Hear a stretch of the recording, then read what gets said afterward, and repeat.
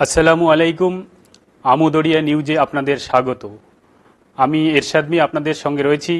আসছি আজকের 10টি বাছাই করা খবর নিয়ে। সৌদি আরবে বসবাসকারী 57 জন বাংলাদেশি নাগরিককে রাস্তা দখল করে বিক্ষোভ দেখানোর অপরাধে দোষী সাব্যস্ত করা হয়েছিল। সকলেরই যাবজ্জীবন জেল হয়েছিল। তাদের দোষ ছিল বাংলাদেশের সাবেক প্রধানমন্ত্রী শেখ হাসিনার বিরুদ্ধে বিক্ষোভ দেখিয়েছিলেন তারা। তা নিয়ে আলোড়ন পড়ে গিয়েছিল সৌদি আরবে। সকলকে গ্রেপ্তার করেছিল সৌদি পুলিশ। বিচারে সাজাও হয়, কিন্তু মঙ্গলবার সৌদি আরবের প্রেসিডেন্ট শেখ মোহাম্মদ বিন জায়েদ আল নাহিয়ান ওই 57 জনকে ক্ষমা করে দিয়েছেন।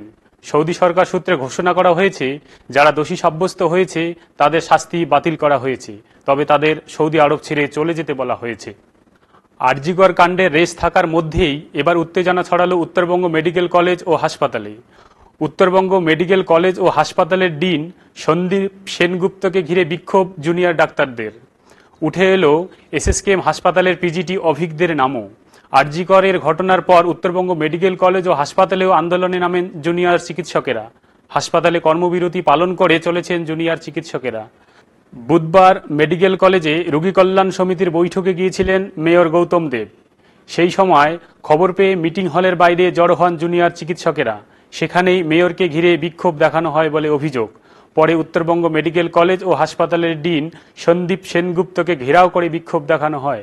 নাইজেরিয়ায় জঙ্গি হামলা চলছে। গত রবিবার নাইজেরিয়ায় ইয়োবের মাফা গ্রামে হামলা হয়। এটি ছিল স্থানীয় প্রতিরক্ষা বাহিনীর সন্দেহভাজন 2 বোকো হারাম যোদ্ধা হত্যার প্রতিশোধ। বোকো হারাম নামের জঙ্গি সংগঠনের সদস্যরা মোটরসাইকেল নিয়ে এই হামলা করে। বাজারের দোকানপাটে আগুন ধরায়। 37 জনের মৃত্যু হয়েছে। কিছুদিন 2 জন জঙ্গিকে পুলিশ মেরেছে। তারই বদলা নিতে এই হামলা বলে মনে করা হচ্ছে। আন্দোলনরত চিকিৎসকদের কসাই বলে কটাক্ষ করেন সোনারপুর দক্ষিণ বিধানসভা কেন্দ্রের বিধায়ক তথা অভিনেত্রী লাভলি মৈত্র। এই মন্তব্যে জোর বিতর্ক শুরু হয়। এবার আরজিকর কাণ্ড নিয়ে চিকিৎসকদের আন্দোলনকে অসম্মান, ডাক্তারদের হুমকি দেওয়ার অভিযোগে তার বিরুদ্ধে মামলা দায়েরের অনুমতি দিল কলকাতা হাইকোর্ট। বিচারপতি রাজশ্রী ভরদ্বাজের এজলাসে এই মামলার শুনানি হতে পারে শুক্রবার। আরজিকর কাণ্ডে সুবিচারের দাবিতে গত রবিবার সোনারপুর মোড়ে ধর্নায় বসেছিলেন লাভলি। সেই মঞ্চে থেকেই তিনি বাম নেতা সুজন চক্রবর্তী, সায়ন বন্দ্যোপাধ্যায়ের নাম করে বদলা নেওয়ার কথা বলেছিলেন। হরিয়ানার ফরিদাবাদে গরু পাচারকারী ভেবে 19 বছর বয়সী ক্লাস 12-এর ছাত্র আরিয়ান মিশ্রকে গুলি করে হত্যা করেছে 4 জন। অভিযুক্তরা 25 কিলোমিটার পর্যন্ত আরিয়ানের গাড়ির পিছনে ধাওয়া করে এবং তাকে গুলি করে হত্যা করে। ঘটনার সাথে জড়িত সন্দেহে 5 জন সন্দেহভাজন অনিল কৌশিক, বরুণ, কৃষ্ণা, আদেশ এবং সৌরভকে গ্রেপ্তার করা হয়েছে। আরিয়ান তার বন্ধু হর্ষিত এবং শ্যাঙ্কির সাথে 23 আগস্ট মধ্যরাতে একটি ডাস্টার এসইউভি গাড়িতে নুডলস খেতে গিয়েছিলেন। অভিযুক্তরা গরু পাচারকারী ভেবে আরিয়ানের গাড়িটিকে তাড়া করে এবং গুলি চালায়। এই ঘটনার পরে আরিয়ানকে হাসপাতালে নেওয়া হয়। পরে সেখানেই তার মৃত্যু হয়।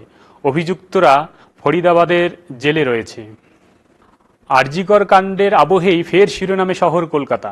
এবার কলকাতারই এক নামী হোটেলে সঙ্গীত শিল্পীর শ্লীলতাহানির অভিযোগ উঠল।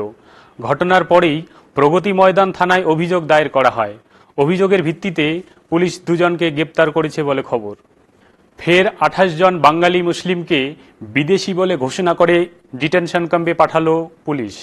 মঙ্গলবার অসমের বরপেটা জেলা বিভিন্ন প্রান্ত থেকে ওই 28 জনকে পুলিশ সুপারের দপ্তরে ডেকে পাঠিয়ে গ্রেপ্তার করা হয়। এরপর পুলিশের একটি গাড়িতে তাদের গোয়ালপাড়া এলাকার একটি ডিটেনশন ক্যাম্পে পাঠিয়ে দেওয়া হয়। ওই 28 জনের মধ্যে 19 জন পুরুষ এবং 9 জন মহিলা রয়েছেন। ওই সময় বরপেটা পুলিশ সুপারের দপ্তরের সামনে তাদের পরিবারের লোকজন সহ বহু মানুষের সমাগম হয়। সেখানে অনেকেই কান্নায় ভেঙে পড়তে দেখা যায়। বহু মানুষকে প্রশাসনের বিরুদ্ধে বিক্ষোভ জানাতেও দেখা যায়। গণেশ চতুর্থী এসে গেল। ফের জোরদার বৃষ্টির সম্ভাবনা তৈরি হয়েছে রাজ্যে। এই সপ্তাহেই রাজ্যে ভালো বৃষ্টি হতে পারে বলে পূর্বাভাস দেওয়া হয়েছে। বঙ্গোপসাগরের নিম্নচাপ তৈরি হচ্ছে। দক্ষিণবঙ্গ তো বৃষ্টি হবেই, উত্তরবঙ্গের পাহাড় ও সমতলে বিক্ষিপ্তভাবে বৃষ্টি হবে বলে খবর। কাজেই কাজে বেরোলে বৃষ্টির কথা মাথায় রেখে প্রস্তুতি নিয়ে বেরোবেন। এবার আরজিকর কাণ্ড নিয়ে প্রধান বিচারপতিকে চিঠি লিখলেন প্রদেশ কংগ্রেস সভাপতি অধীর রঞ্জন চৌধুরী।